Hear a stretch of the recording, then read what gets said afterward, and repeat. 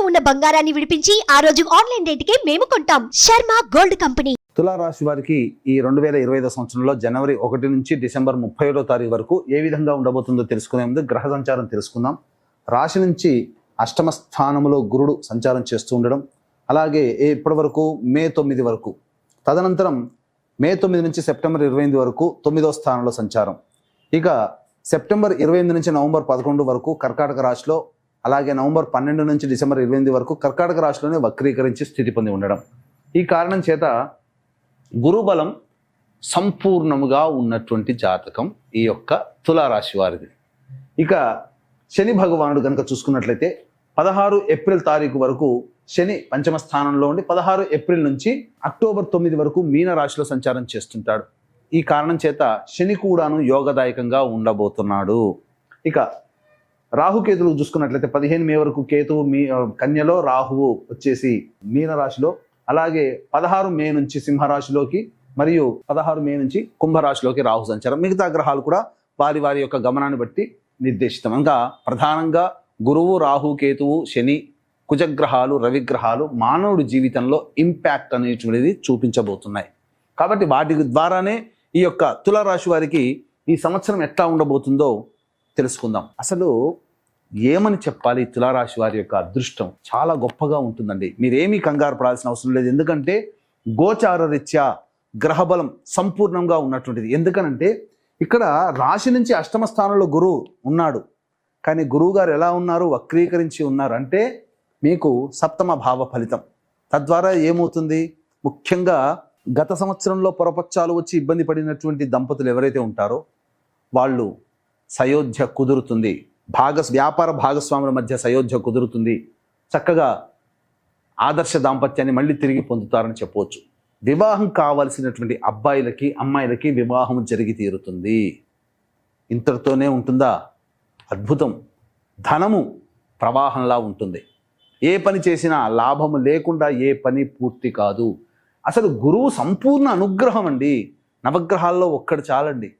ఈ గురువు గారు ఒక్కరుంటే చాలు, హ్యాపీగా మంచిగా ప్రశాంతమైన జీవితాన్ని పొందవచ్చు. అలాగే ఈ గురువు గారు మే 9 నుంచి సెప్టెంబర్ 28 మధ్య కాలంలో మిథున రాశిలోకి సంచారం చేస్తుంటారు. ఏమవుతుంది? 9వ స్థానంలో సంచారం చేస్తున్నారు. అసలు విద్యా కారకుడైనటువంటి గురువు ఈ స్థితిలో ఉండడం వల్ల తులారాశి వారు విద్యార్థులు ఉన్నతమైనటువంటి ఉత్తమ శ్రేణితో పాస్ అవుతారు. కోరుకున్న చోట విద్యాలయ సంస్థల్లో ప్రవేశం కలుగుతుంది. అలాగే విదేశీయానం, విదేశీ విద్యకు సంబంధించినటువంటి సమస్యలన్నీ పరిష్కరించుకోగలుగుతారు.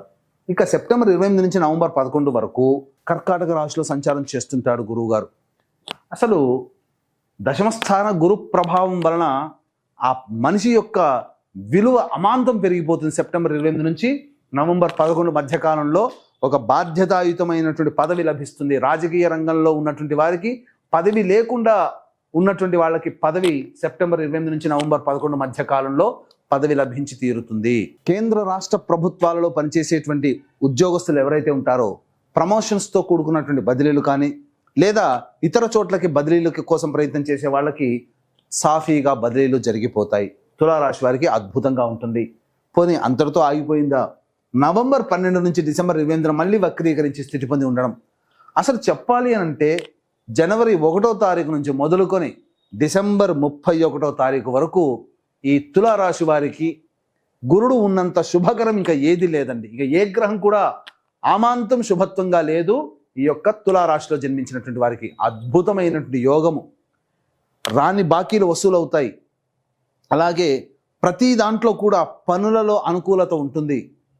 ఏ పని చేసినా అనుకున్న సమయానికంటే ముందే పూర్తవ్వడము, ఇవన్నీ జరిగిపోతాయి. కాబట్టి ఈ 2025 సంవత్సరాన్ని అస్సలు వదిలిపెట్టకండి. మీరు ఏమనుకుంటారో, ఏ వ్యాపారం ప్రారంభించాలనుకుంటారో, ఏది చేయాలనుకుంటారో మొదలు పెట్టుకోవడానికి ప్రణాళికలు రూపొందించండి. తగు సమయం చూసి, మంచి ముహూర్తం చూసి మొదలు పెట్టండి. గురువు అనుగ్రహిస్తాడు. ఆ పనులలో విజయం అనేటువంటిది మీ సొంతం అవుతుంది, సందేహమే లేదండి. ఇక శనిగ్రహ ప్రభావం కనుక చూసుకున్నట్టయితే శనివారు ఏప్రిల్ 16 నుంచి కుంభంలో ఏప్రిల్ 16 వరకు కుంభంలో ఉంటారు. కాబట్టి ఈ శని ప్రభావం వల్ల ఏమవుతుంది? ప్రధానంగా మీకు సకాలానికి భోజనం చేయలేకపోతారు. కడుపు నిండా భోజనం చేయలేని పరిస్థితులు ఉంటాయి. అంటే ఏంటి, ఎటువంటి పరిస్థితి కలుగుతుంటే మీరు బిజీ అయిపోతారండి, కాబట్టే మీరు సకాలానికి భోజనం చేయలేకపోతారు, పనిలో ఒత్తిడి ఎక్కువగా ఉంటుంది.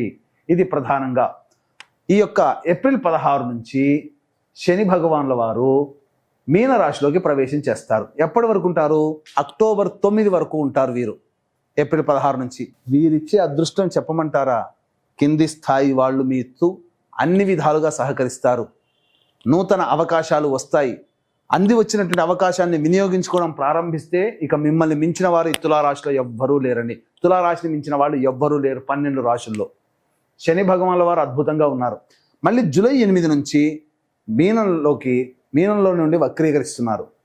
కానీ అక్టోబర్ 10న మళ్ళీ కుంభంలో ఉండి వక్రీకరించి ఉండడం.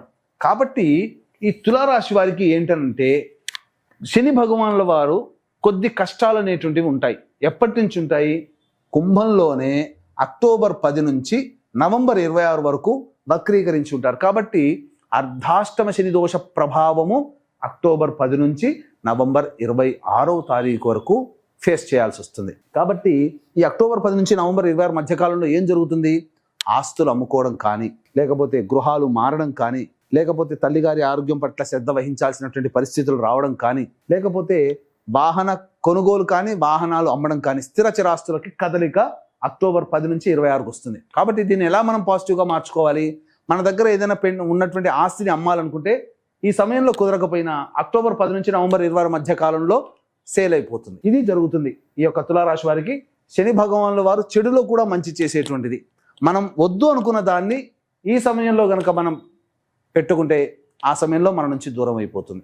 ఇది ప్రధానంగా తెలుసుకోవాల్సినటువంటిది. ఇక రాహుకేతులు కనుక చూసుకున్నట్లయితే కేతువు 16 మే నుంచి లాభంలోకి, అలాగే 16 మే నుంచి రాహువు పంచమ స్థానంలోకి. రాహుకేతుల యొక్క ప్రభావం కూడా సంపూర్ణంగా ఉన్నటువంటి కారణం. ఈ కారణం చేత మంచి జరుగుతుంది. కాబట్టి రాహుకేతులు కూడా అనుకూలిస్తారు. ప్రధానమైనటువంటి గురు శని రాహుకేతులు అనుకూలంగా ఉన్నారు. ఇంకా కావాల్సింది ఏంటండి? ఇక రాజకీయ రంగంలో ఉన్నటువంటి వారికి ప్రధానంగా పదవి లభిస్తుంది. ప్రజాదరణ కలిగినటువంటి పదవిలో ఉంటారు. ఏదైనా ఒక నామినేటెడ్ పదవిని మీరు పొందుతారని చెప్పవచ్చు. ఇక సినీ కళారంగంలో ఉన్నటువంటి వారికి, ఈ తులారాశిలో జన్మించిన వారికి ఈ సంవత్సరం అంతా కూడా కొత్త ప్రాజెక్ట్స్ వస్తాయి. తద్వారా మంచిని పొందగలుగుతారు అని చెప్పవచ్చు. ఇక జూలై 8 నుంచి అక్టోబర్ 10 వరకు ఉన్నటువంటి సమయం మాత్రం, అక్టోబర్ 9 వరకు ఉన్నటువంటి సమయం మాత్రం మంచిది కాదు. కాబట్టి సినీ రంగము, కళారంగము, అలాగే చతుషష్ఠి కళలు అనగా డ్యాన్స్, మ్యూజిక్ ఇలాంటి రంగంలో ఉన్నటువంటి వారు, టీవీ సీరియల్స్లో పనిచేసేటువంటి వాళ్ళు, సోషల్ మీడియాలో ఉన్నటువంటి వాళ్ళు, అలాగే ఎలక్ట్రానిక్ అండ్ ప్రింటింగ్ బిజినెస్, ప్రజలతో సంబంధమైనటువంటి కళాకారులు ఎవరైతే ఉంటారో వాళ్ళందరికీ కూడా జూలై 8 నుంచి అక్టోబర్ 9 వరకు ఉన్న కాలం మంచిది కాదు. కాబట్టి జూలై అంటే ఆగస్టు, సెప్టెంబర్, అక్టోబర్, ఆ 3 నెలలు గడ్డు కాలం. కాబట్టి ఆ 3 నెలల్లో కొత్త ప్రాజెక్టులకి సైన్ చేయకండి. జూలై 8 లోపలనే మీరు ఏ ప్రయత్నం చేయనా చేసుకోండి. అన్నివి కూడా అనుకూలంగా ఉంటాయి. మీకు అధిక ధనాదాయం కలుగుతుంది. ఇక ఈ యొక్క సంబంధించినటువంటి తులారాశిలో జన్మించినటువంటి రైతులు ఎవరైతే ఉంటారో 2 పంటలు కూడా కలిసి వస్తాయి. అధిక దిగుబడి కలుగుతుంది. ఇక సంబంధించి రియల్ ఎస్టేట్ రంగంలో ఉన్నవారు, లాయర్ వృత్తిలో ఉన్నటువంటి వాళ్ళు ప్రమోషన్స్ పొందుతారు. అలాగే రియల్ ఎస్టేట్ రంగంలో ఉన్నటువంటి వారు, ఎలక్ట్రానిక్స్ అండ్ కంప్యూటర్ రంగంలో ఉన్నటువంటి వారు తప్పకుండా మంచి స్థితిలో ఉంటారు అని చెప్పవచ్చు. కొత్త ప్రాజెక్టులు చేపడతారు. ఆ ప్రాజెక్టులన్నీ కూడా పూర్తి చేసుకుంటారు. కాకపోతే ఎటొచ్చి జూలై 8 నుంచి అక్టోబర్ 9 వరకు ఈ 3 నెలల పాటు మాత్రం కొత్త ప్రాజెక్టులు చేయకుండా ఉండండి. శనివారు అనుగ్రహంగా లేరు. గురువు మాత్రం సంపూర్ణంగా అనుగ్రహం ఉన్నాడు సంవత్సరం అంతా. కాబట్టి సంఘంలో పేరు ప్రతిష్టలు పొందినటువంటి వ్యక్తుల యొక్క పరిచయ ప్రభావం, ఆ యొక్క పరిచయాల వల్ల మీరు అభివృద్ధి దినదిన ప్రవర్ధమానమై ఈ తులారాశి వారికి యోగదాయకంగా ఉంటుందని చెప్పవచ్చు. అయితే ఇక్కడ ప్రధానంగా గమనించుకున్నట్లయితే ఈ తులారాశి వారికి సంబంధించి చూసుకున్నట్లయితే ప్రధానంగా ఈ యొక్క జనవరి 21 వరకు చేస్తున్నటువంటి వృత్తి ఉద్యోగాల్లో కొన్ని ఇబ్బందులు, ఆటంకాలు అనేటువంటివి ఉంటాయి. ఇగోతో వెళ్లాల్సినటువంటి పరిస్థితి, ఇగో ఎదురవుతుంది మీకు ఈ యొక్క కుజగ్రహ ప్రభావం. ఇక ప్రధానంగా చూసుకున్నట్లయితే జనవరి 21 నుంచి ఏప్రిల్ 1వ తారీఖు వరకు కుజుడు మిథున రాశిలో స్తంభించి ఉండి వక్రీకరించినటువంటి ఫలితం చేత ఏమవుతుంది? చిన్న చిన్న ప్రమాదములు జరిగేటువంటి అవకాశం ఉంటుంది. వాహన ప్రమాదములు జరిగే అవకాశం ఉంటుంది జనవరి 21 నుంచి ఏప్రిల్ 1వ తారీఖు వరకు. కాబట్టి వాహనాన్ని నడిపేటప్పుడు జాగ్రత్తలు పాటించాలి. ఏదైనా పెండింగ్లో ఉన్నటువంటి ఆపరేషన్స్ ఏవైతే ఉంటాయో అప్పుడు ఆపరేషన్స్కి సమయం జనవరి 21 నుంచి ఏప్రిల్ 1 మధ్య కాలంలో ఉంటుంది. ఇక దంపతులైతే సంతానం కోసం వేచి చూసేటట్టయితే ఏప్రిల్ 1వ తారీఖు రోజున తర్వాత సంతానం కోసం ప్రయత్నం చేయండి, సంతానం సాఫల్యమవుతుంది. ఇక ప్రధానంగా వివాహం కాని అబ్బాయిలకి అమ్మాయిలకి వివాహాలు కుదురుతాయి. ఇక స్పెక్యులేషన్ రంగంలో ఉన్నటువంటి వారికి అయితే చెప్పాల్సి వచ్చినటువంటి అక్టోబర్ 10 నుంచి డిసెంబర్ మధ్య కాలంలో ఇన్వెస్ట్మెంట్స్ ఏవి చేసినా అవి 2-3 ఇంతలుగా పెరుగుతాయి. ఇక అన్నిటికంటే ప్రధానంగా ఏ వృత్తుల వాళ్ళకి అధిక లాభదాయకంగా ఉంటుందంటే జ్యువెలరీ రంగంలో ఉన్నటువంటి వారు, ఎడ్యుకేషనల్ రంగంలో బిజినెస్లో ఉన్నటువంటి వారు, ఫుడ్ ప్రాసెసింగ్ ఫుడ్కి సంబంధించినటువంటి రంగంలో ఉన్నటువంటి వారు, అలాగే general stores, boarding and lodging, restaurants నడిపేటువంటి వాళ్ళు, తీర్థయాత్రలు నడిపేటువంటి వాళ్ళు, పూజా స్టోర్స్ నిర్వహించేటువంటి వాళ్ళందరికీ కూడా తులారాశిలో జన్మించిన వాళ్ళకి పట్టిందల్లా బంగారమే, ఇంకా ఏ సంబంధము లేదు, అన్ని విధాలుగా యోగదాయకంగా ఉంటుంది.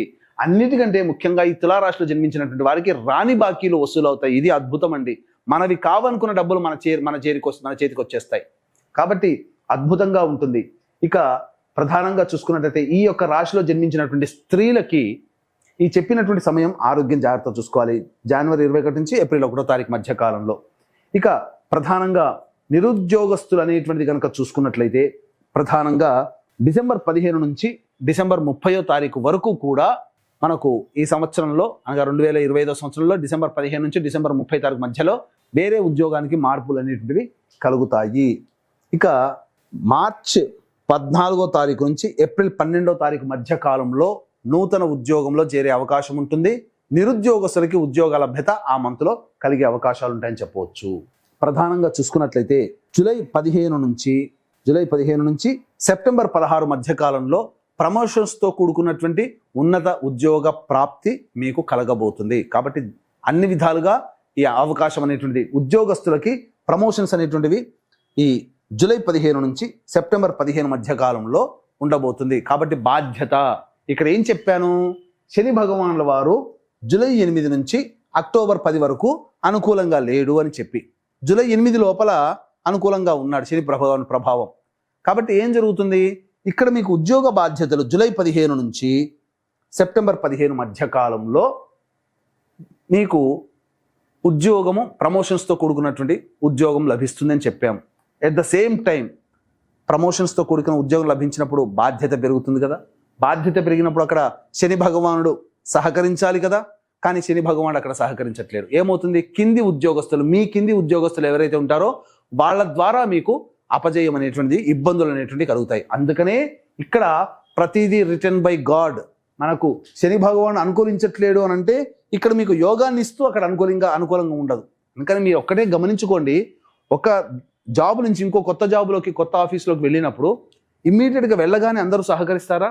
2-3 నెలలు టైం పడుతుంది కదా. అదే టైం ఇక్కడ ఈ విధంగా జరుగుతుంది. ఇలా అన్వయించుకోవాలి మన జాతకాన్ని. కాబట్టి ఏతావాత చెప్పొచ్చేది ఏమిటంటే తులారాశి వారికి మాత్రం స్త్రీలకి ముఖ్యంగా పట్టిందల్లా బంగారమే అన్నట్టుగా ఉంటుంది. సంఘంలో పేరు ప్రతిష్టలు కలుగుతాయి, బాధ్యతాయుతమైనటువంటి పదవి లభిస్తుంది. అలాగే మీరు తీసుకునే ప్రతి నిర్ణయం కూడా ఇంట్లో ఆమోదం అనేటువంటిది ఉంటుంది. నూతన గృహ కొనుగోలు, మీ పేరు మీద స్థిర చరాస్తులు అనేటువంటివి ఉంటాయి. ఆరోగ్యం పట్ల శ్రద్ధ వహిస్తూ ముఖ్యంగా ప్రయత్నం చేయండి. అన్ని విధాలుగా స్త్రీలకి యోగదాయకంగా ఉంటుంది అని చెప్పవచ్చు. అయితే ఈ యొక్క తులారాశిలో జన్మించినటువంటి పెళ్లి కాని అబ్బాయిలు అమ్మాయిలు అయితే తల్లిదండ్రుల యొక్క జాతకం, తోడబుట్టిన వాళ్ళ జాతకం కూడా మీ యొక్క జాతకంతో ఇంపాక్ట్ అవుతుంది. వాళ్ళ జాతకాలు కూడా మీ జాతకం మీద ప్రభావాన్ని చూపుతుంది. పెళ్ళైతే భార్య లేదా భర్త జాతకము, పిల్లల కడుపున పుట్టిన సంతాన జాతకములు ఇంపాక్ట్ అవుతాయి. కాబట్టి తులారాశి వారికి ఇంత గొప్పగా ఉంది కానీ వాస్తవంగా మనకు ఇబ్బంది అవుతుంది, ఎందుకు కలుగుతున్నాయి అని అంటే మీ రక్త సంబంధీకుల యొక్క జాతక ప్రభావం మీ మీద కూడా ఉండడమే. కాబట్టి ఈ యొక్క 2025 సంవత్సరంలో దైవానుగ్రహం అందరికీ అందించాలనేటువంటి ఒక సదుద్దేశంతో పుష్య పౌర్ణమి రోజున అనగా జనవరి 13వ తారీఖు రోజున ఒక గొప్ప కార్యక్రమానికి శ్రీకారం చుట్టబోతున్నాం. సంవత్సరం మొత్తం కూడా ప్రతి నెల ఒక్కొక్క పుణ్యక్షేత్రంలో ఒక్కొక్క పుణ్యతిథి రోజున ఈ సర్వదోష నివారణ అనగా జాతకరీత్యా కలుగు విద్య, వివాహ, ఉద్యోగ, దాంపత్య, సంతాన, అనారోగ్య సమస్యల నివారణకి మరియు శని భగవాన్ల వారు 12 రాశులని కూడాను ఇంపాక్ట్ చేయబోతున్నారు. ఎందుకంటే ఏప్రిల్ 16 వరకు ఒక రాశిలో, 16 నుంచి ఇంకొక రాశిలో, కాబట్టి మొత్తం 12 రాశులు కూడా ఇంపాక్ట్ అవుతాయి.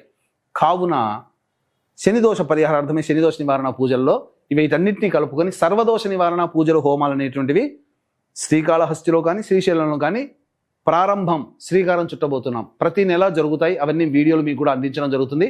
ఈ యొక్క కార్యక్రమంలో మీ కుటుంబ సభ్యుల గోత్రనామాలు కూడా నమోదు చేసుకోవచ్చు. అవకాశం ఉన్న వాళ్ళు రిజిస్ట్రేషన్ వివరాలు కార్యక్రమ తదనంతరం కాంటాక్ట్ చేసి పూర్తి వివరాలు తెలుసుకోవచ్చు. అలాగే తండ్రి వైపు 6 తరాలు, తల్లి వైపు 3 తరాలు, లేదా భర్త వైపు 6 తరాలు, భార్య వైపు 3 తరాలలో దుర్మరణాలు కనుక ఉన్నా, లివర్ ఫెయిల్యూర్, కిడ్నీ ఫెయిల్యూర్, క్యాన్సర్తో ఎవరైనా మరణించినా, 60 సంవత్సరాల లోపల మీ కుటుంబ సభ్యులు ఏ విధంగానైనా చనిపోయినా వాటిని పితృదోషములు అంటారు. నిజాయితీగా ప్రతి నెల పితృదోష నివారణ కార్యక్రమాలు మన పీఠం ఆధ్వర్యంలో జరపబడుతున్నాయి. వాటి వివరాలు కూడా కార్యక్రమ తదనంతరం కాంటాక్ట్ చేసి తెలుసుకోవచ్చు. ప్రతిరోజు కూడా దత్త అష్టకము, కాలభైరవ అష్టక పారాయణం రోజుకి 3 సార్లు చేసుకోవడం చాలా ఉత్తమం. వీలు కుదిరినప్పుడల్లా ఈశ్వర దేవాలయాన్ని సందర్శించడం ద్వారా, ఈశ్వరుని దేవాలయంలో అభిషేకం, అర్చనలు జరిపించుకోవడం ద్వారా సమస్యలన్నీ కూడా తొలగిపోతాయి. అంతెందుకమ్మా, మన ఆధ్వర్యంలో జరిగే సర్వదోష నివారణ పూజల్లో ప్రతి నెల జరపబడుతున్నాయి. వాటిలో గోత్రనామాలు నమోదు చేసుకోవచ్చు. సామాన్య మానవుడు కూడా అనుకూలించే విధంగా కార్యక్రమం రూపకల్పన చేయడం జరిగింది. ఇక చెప్పినటువంటి విధం కంటే కూడా విభిన్నంగా మీ యొక్క జీవితం ఉందంటే మీ యొక్క జన్మ జాతకంలోని నడుస్తున్నటువంటి దశాంతర దశల ప్రభావములు కావున దగ్గరలోని మంచి ఉపాసనా పరులైనటువంటి జ్యోతిష్యులను సంప్రదించి వారి సలహాలు, సూచనలు కనుక పాటించినట్లయితే మరింత మెరుగైనటువంటి జీవితాన్ని పొందుతారని ఆశిస్తూ సర్వం శ్రీ ఉమామహేశ్వర పరబ్రహ్మార్పణమస్తు.